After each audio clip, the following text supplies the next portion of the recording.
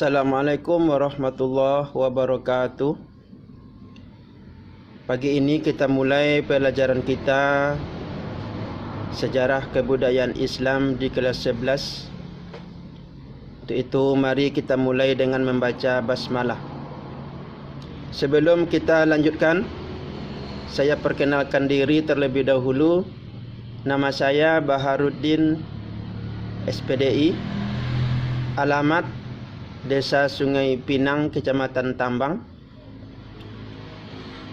Kalau asli tempat kelahiran Desa Tanjung Alai, Kecamatan 13, Kota Kampar.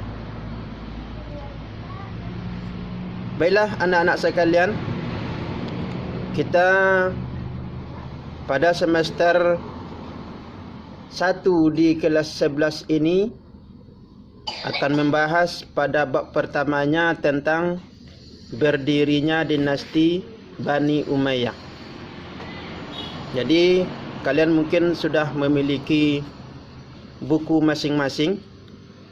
Itu boleh nanti dilihat pada halaman 1.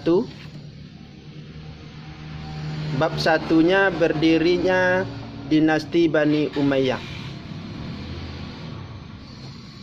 yang mana menurut sejarah bahwa berdiri dinasti Bani Umayyah ini setelah berakhirnya kekhalifahan Khulafa' Rasyidin, pemerintahan Khulafa' Rasyidin, yaitu pada tahun 661 Masehi sampai 750 Masehi.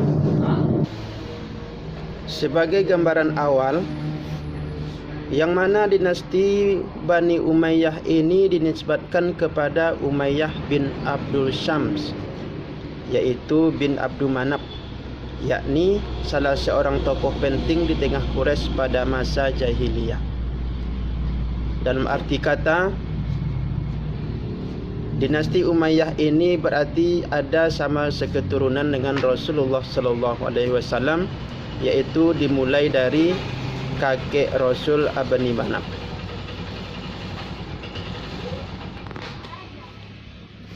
Dinasti Umayyah didirikan oleh Muawiyah bin Abu Sufyan bin Harb, yang mana Muawiyah bin Abu Sufyan ini berhasil mendirikan dinasti Umayyah ini.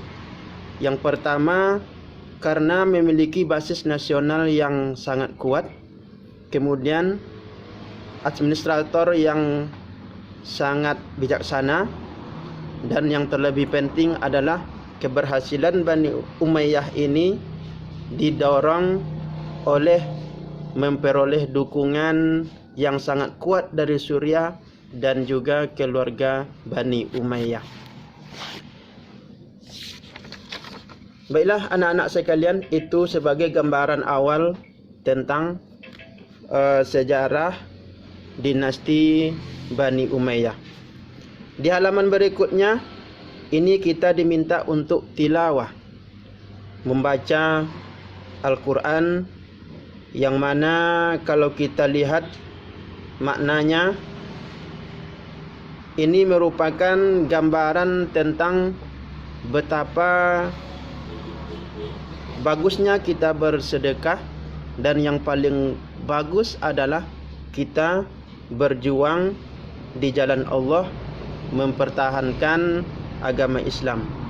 Dalam arti kata yang lain, bahwa bersedekah itu bagus dan berperang di jalan Allah itu lebih sangat bagus lagi, sehingga Allah Subhanahu wa taala nanti akan memberi ganjaran kepada kita, orang yang berperang di jalan Allah kemudian mati dalam keadaan syahid, langsung masuk surga tanpa ada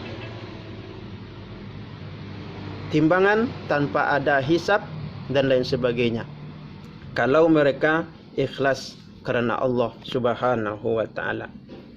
Itu yang tilawah. Kemudian kita diajak lagi tafakur, yang mana Allah Subhanahu wa taala tadi setelah kita baca Di dalam surat Al-Hadid ini ayat 10 Allah bertanya kepada kita, dan mengapa kamu tidak menginfakkan hartamu di jalan Allah, padahal milik Allah semua pusaka langit dan bumi. Tidak semua orang yang menginfakkannya, artinya harta di jalan Allah. Dan di antara kamu berperang sebelum penaklukan Mekah, mereka lebih tinggi derajatnya daripada orang-orang yang menginfakkan hartanya dan berperang setelah itu. Inilah sebagai gambaran tadi kita sampaikan bahwa untuk berperang di jalan Allah, apalagi menginfakkan sebagian harta kita, itu sangatlah bagus, sangatlah tinggi balasannya dari Allah Subhanahu wa taala. Selanjutnya ada mulahazah.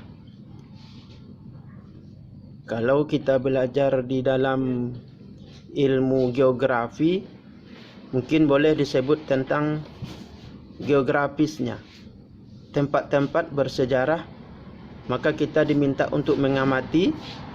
Silakan kalian amati di halaman 3 pada buku masing-masing. Terdapat 4 gambar. Di sini kemudian diminta untuk memberikan komentar. Sebagai komentar silakan ditulis dulu di dalam buku catatan masing-masing. Kemudian setelah kita tilawah, kita membaca, kemudian kita berpikir, kemudian kita lihat sedikit tentang geografisnya, letak sejarah dinasti Bani Umayyah, barulah kita masuk kepada tafahum. Kita mulai memahami tentang sejarah dinasti Bani Umayyah tersebut. Jadi untuk selanjutnya dipersilahkan kepada anak-anak sekalian untuk membaca mulai dari bab 1 sampai kepada penghabisan pembahasan dari sejarah berdirinya dinasti Bani Umayyah ini. Yang pertama tentang asal-usul dinasti Bani Umayyah. Di sini sebagaimana tadi kita ketahui bahwa dari silsilah Rasulullah sallallahu alaihi wasallam, Muawiyah bin Abu Sufyan ini adalah bertemu pada datuk Rasul dan Muawiyah di Abdul Manab. Kemudian yang kedua tentang sikap Bani Umayyah setelah masuk Islam, yang mana sebelum Rasulullah sallallahu alaihi wasallam lahir, Bani Umayyah termasuk kepada golongan orang-orang jahiliyah. Sehingga setelah mereka masuk Islam, mereka sangat loyalitas dalam memperjuangkan agama Islam. Boleh jadi mungkin mereka membalas atau mengimbangi atas keterlambatan mereka dalam memeluk Islam. Sehingga dengan melihat dedikasi mereka dan loyalitas mereka yang tinggi tersebut, Rasulullah sallallahu alaihi wasallam menjadikan Muawiyah bin Abi Sufyan diangkat sebagai penulis wahyu. Kemudian akan kita bahas juga di dalam buku proses dan sebab-sebab berdirinya dinasti Bani Umayyah. Selanjutnya tentang apa yang telah dilakukan oleh dinasti Bani Umayyah, seperti corak dan gaya kepemimpinan Muawiyah bin Abi Sufyan. Selanjutnya nanti ada karir politik Muawiyah bin Abi Sufyan, bisa dilihat di dalam buku. Sistem pemerintahan dinasti Bani Umayyah,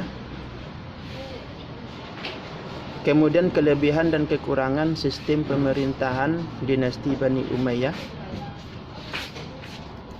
Selanjutnya ada penguasa dinasti Bani Umayyah. Dan di akhir pembahasan kita akan mengambil ibrah.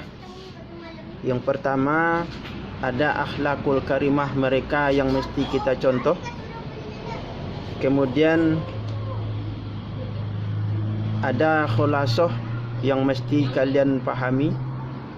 Kemudian ada uswah hasanah dari Muawiyah bin Abu Sufyan. Jadi mudah-mudahan dengan buku yang kalian miliki bisa kalian pahami tentang sejarah berdirinya dinasti Bani Umayyah. Maka untuk bab yang pertama kita cukupkan sampai di sini terlebih dahulu. Namun sangat diharapkan kepada kalian untuk rajin membaca serta memahami bacaan tersebut sehingga nanti bisa melaksanakan latihan yang akan diberikan. Terima kasih. Assalamualaikum warahmatullahi wabarakatuh.